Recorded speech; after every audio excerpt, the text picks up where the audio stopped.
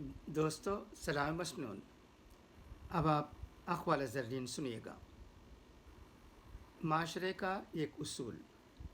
حضرت علی رضی اللہ تعالیٰ عنہ ارشاد فرماتے ہیں، اتنے خشک نہ بنو کہ توڑ دیے جاؤ، اور اتنے نرم مت بنو کہ نچوڑ دیے جاؤ۔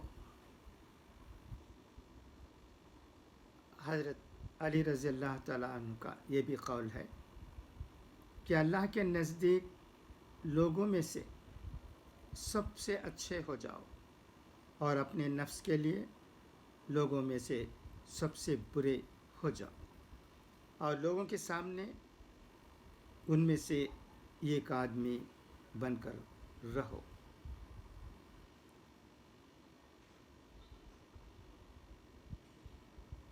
یہ بھی کہا گیا ہے کہ گناہوں کی 3 بنیادیں ہیں: 1 تکبر، 2 حرص، 3 حسد۔ تکبر کفر کو کھینچتا ہے، حرص نافرمانی کو کھینچتی ہے، اور حسد ظلم کو کھینچتا ہے۔